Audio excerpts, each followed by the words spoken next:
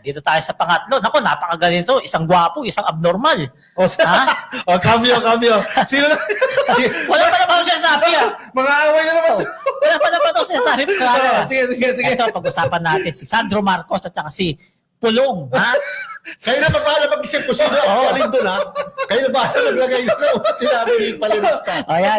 Kasi ito pala, pares inimbitahan ng ICI si Representative Sandro Marcos at saka si Pulong Duterte kaugnay sa investigasyon ng ICI. Pero si Sandro hindi inimbitahan. Siya mismo nagrepresenta ng sarili niya na imbitahin ng ICC para maimbestigahan. Kasi dinadawit siya eh. Dinadawit siya. Sige, ako, dinadawit niya yung pangalan ko. Hindi ako natatakot. Handang-handa ako pumunta ng ICI. For the record, sa lahat po ng mga pinag-uusapang investigasyon na to, simula nag-umpisa, simula July 28, 2025 na nag-speech Pangulong Bongbong Marcos tungkol sa mahiya naman kayo SONA 2025, no?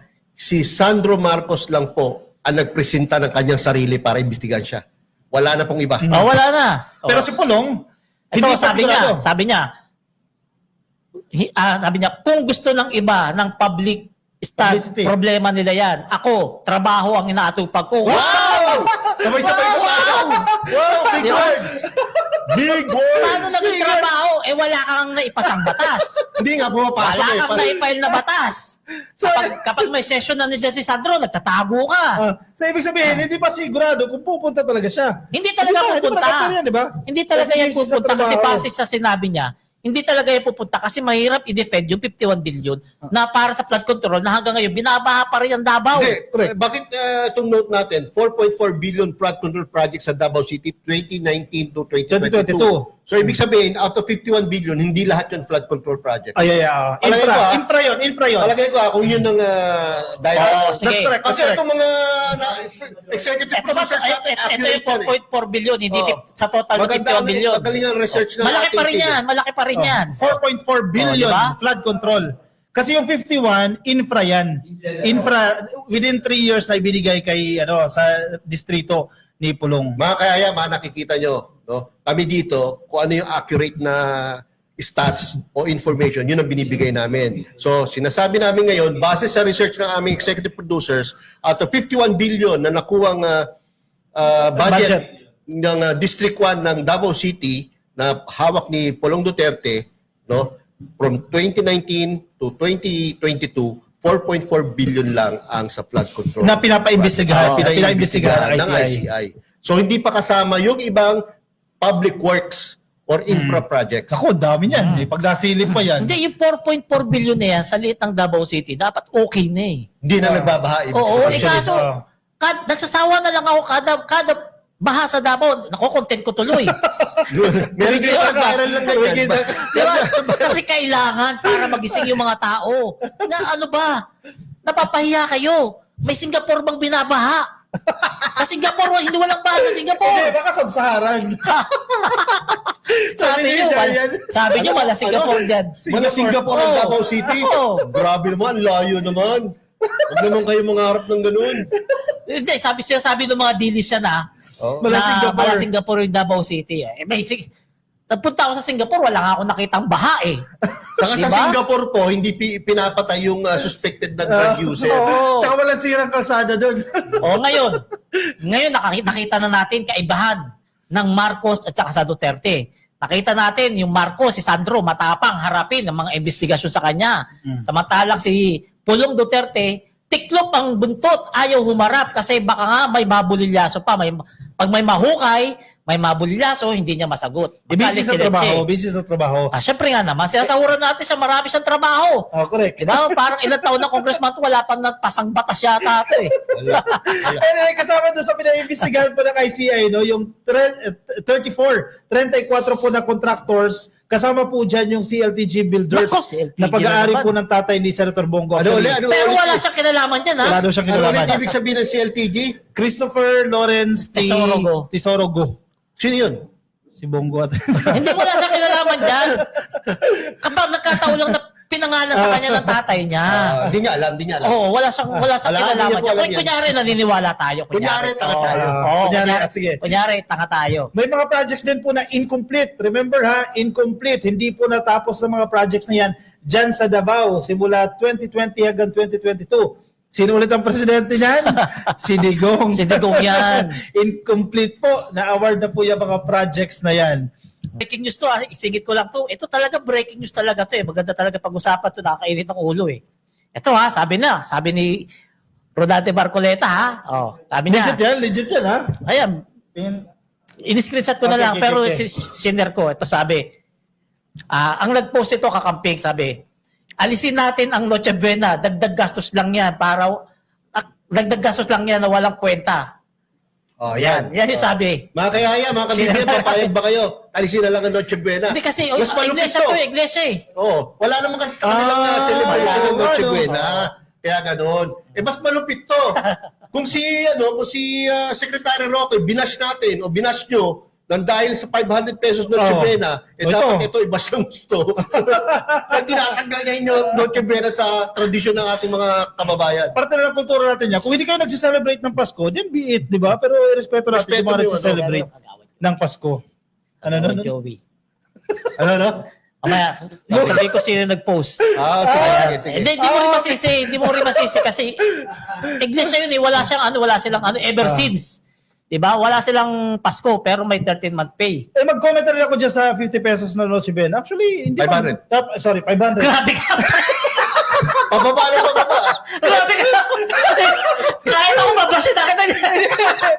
Sa akin, hindi naman big deal yan. Kung meron ka 1,000, better. Kung meron ka 5,000, better. Kung wala kayo, kung 500 lang, magtsatsagaan mo na yung 500. Ka-copy, in-editorial ko nung isang araw. Kundi ako kahapon o nung isang araw, Monday, this is a case of much ado about nothing. Correct. Ang sinasabi lang naman ni Secretary Roque ay sa 500 pwede kang mag-celebrate ng Noche Buena dahil hindi naman mahalaga kung ano yung handa mo, but yung pagsasama-sama ng mga nagmamahalan ng pamilya, no?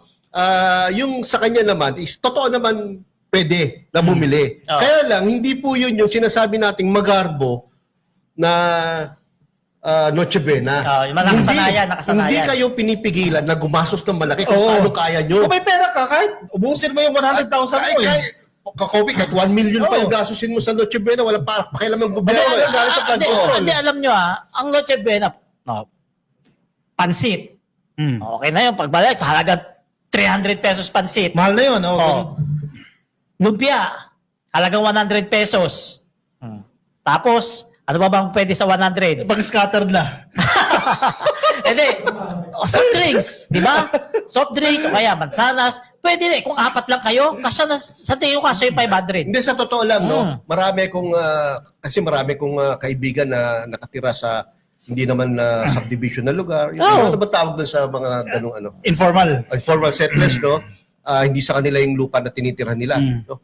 Alam mo, minsan, ang binibili lang, litsong manok, tinapay, cheese, saka kape or soft drink. Pwede na. I think meron 500 yun. Hindi kasi hindi importante sa kanila kung ano man. Alam mo, pag sinabi kasi Noche Buena, hindi naman kailangan may lechon. Hindi kailangan may ham. Hindi kailangan may kaldereta. Pag sinabing Noche Buena, kung ano yung gusto ng pamilya nyo, kung ano yung kaya ng bulsa nyo, yun. Kapalibasa, yung mga dilis, walang trabaho, busy. Kaukumin, kababatikos. Sa totoo lang, kahit Jollibee nga lang ang bilhin eh. No? Basta masaya yung pamilya na nagsishare sa Jollibee, okay na yun. Yun ang importante. Sa mga probinsya, hindi pa kanila mauubos yung 200, 300 eh. Hindi, sa totoo lang. Kasi magluluto lang yan ng gulay, isang ulam lang eh. Merong alaga sila sa kanilang yung maraming time lang sa social media, pinapalaki nila yan at parang tila sinisisi sa gobyerno, bakit 500 lang. Making a mountain out of a molehill. Ang ibig sabihin, pwede ang Noche Buena 500. Hindi sinabing sundin nyo. Wala sinabi Diba? yun. Mga ogag pala kayo eh. Hindi naman kayo pinipili. Oo nga eh. Yung iba pa, magagalit. Di ba? Grabe. Paano na magkakasya yung 500? Oo nga eh. Sino mo nagsabing 500 lang? Ano rin ang ko yan, ng editorial ko yan. Di ba? Meron agad sinisisi. Meron agad biniblame. Meron na sinabi ganun yung sekretary ng DTI. Meron agad biniblame. Meron agad gustong anuhin. Gaya namin, pamilya namin. Diet kami. Ano nga asahan yung Noche Buena namin? Prutas. 500, marami ng prutas yun. Ayan, Ganun sabi po ni yun. Vince, piatos daw, pwede po. Oh, yan. Mahal yan. 125 million yan. Ay, Vince. Yan. Ano, mga kayayam sa BBM, ito po ang totoo sa pamilya namin. Alam niyo po kung ano niluluto namin kapag Noche Buena? Kasi hindi naman kami nakakakain masyado pag bago mag 12 midnight eh. Kadalasan yan, busog na kami or either lasing na rin. No? Alam niyo po kung ano hinahanda namin 12 midnight? Kadalasan for several years, ganon. Hindi naman kami naghihirap, no? Yung goto. Arroz caldo. Oh, arroz caldo or goto, yung ano ang tawag dito? Tokwat baboy. Laman ng Laman loob ng baka. Laman loob ng baka. Tuwalya, Ano? tuwalya. Oo, tapos minsan may tokwat baboy, tapos ham, tapos ano lang, drinks or yun, tama, may fruits, maraming fruits. Depende ka kasi sa tao yan. Nasa tao yun, nasa tao. Hindi namin kailangan yung... Siyempre kapag ikaw dilis, walang pera, masasaktan ka talaga ron, magko-comment ka. Diba kasi apektado ka eh. Diba? Hindi naman kasi ganun po yun.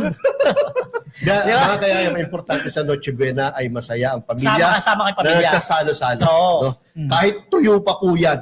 No? Kahit tuyo pa po yan. No? Hindi ko po sinasabi ganun ang gawin natin. Baka na naman maliin nyo na naman kami sa sinasabi namin. Oo. Ang sinasabi po namin, hindi ganun ka-importante kung gaano kamahal o kamura ang Noche Buena. ang nilalapag sa ating kainan, no? Ang importante po doon yung pagmamahalan, yung pagbabanding, yung pagsama-sama natin during Noche Buena time. And kung ano yung kaya, yun ang ihanda. Kasi Hindi. actually, kultura din natin, kaya pag kulang, mangungutang. Oh, yan. Yan nga. Papasok yung bagong taon, Oh. may utang ka. Kasi Oh. pinaganda mo. Kasi yun ang sinasabi sa'yo ng lipunan, dapat gumastos ka sa pag Noche Buena. Totoo Isipin yan, mo rin po totoo yung yan. susunod na taon, di ba? Totoo yan. Pero considering yung mga naramdaman ng ibang kinikriticize si Secretary Roque, ang palagay kong pagkakamali lang ni Secretary Roque ay Hindi to si Harry Roque, just to be clear. Secretary Matino to matino. Kung complete name niya po is Maria Cristina Aldeguer Roque. yan. Yun po kanyang complete name. Meron siyang pagkukulang in the sense na hindi siya naging extra sensitive. Kasi correct. ngayon, ang sensitive ng mga tao dahil po sa flood control scam, na bilyon-bilyon ang ninakaw ng mga walang hiya, kapal na mukha nitong politiko na to at contractors. Doon lang po siya nagkamali. Wrong timing po yung pagsasabi niya. Pero sa totoo lang po, no, wala siyang nilabag na batas, wala pong immoral sa kanyang sinabi, no? At hindi po siya nagba-violate or sinisiraan ng tradisyon nating mga Pilipino tuwing Noche Buena. Yan po ang totoo dyan. Oh, yun talaga. Oh. Basa tayo comment bago Sige pa. mag-segue. Ha? Asan?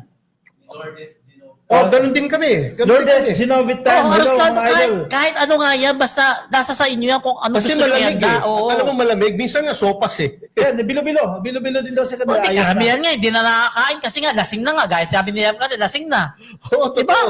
Kasi kakain kami niya 7 o'clock or 8 o'clock. Pag natin na 12 o'clock, hindi na kami makakain masyado. At saka empatyo na rin abutin mo talaga niyan. Kasi 3 hours bago matulog. Oo. Ito sabi ni Maria Victoria Eugenio, no? Ang importante ay may nagpapasalamat tayo sa ating pong may kapal na may naihahanda tayo sa hapagkainan. Yun ang importante. Exactly. Oh, yung iba sinisisi pa kay PBBM. Si PBBM lang daw naging presidente, 500 na lang daw budget sa Noche Buena. Tingnan mo yung mga siraulo, di ba? Sira ulo, no? Meron lang silang may panira sa gobyerno, no? Kahit napakaliit na bagay, no? Sisiraan na nila Oh, ito ba, ang ganda ng palalaki comment, na nila. basahin mo, Jo. Kasi na si Miss Bloom. Hindi, at Ate sa na yung verbo. Yardo. Sige, ate na yung verbo. Oy, nasa sa inyo man yan. Kung pilit nyo pagkasyahin. Kung may pangdagdag kayo, didagdagan nyo na lang. Kung tambay ka at tamad ka, mag-Noche Buena ka sa kapitbahay mo na. Tama rin naman yun. Madiskarte to, ha? At least madiskarte, di ba? Ate na yung verbo, no? Oo, Kaya tama. hirap ka ng kawali. Tapos pag nakalatag din, uy, ano yan? Yan ang gawain ng mga dilis, sigurado. Kasi majority sa mga dilis, alam naman natin, mga walang trabaho yung mga yan. Tama na tambay. Oo.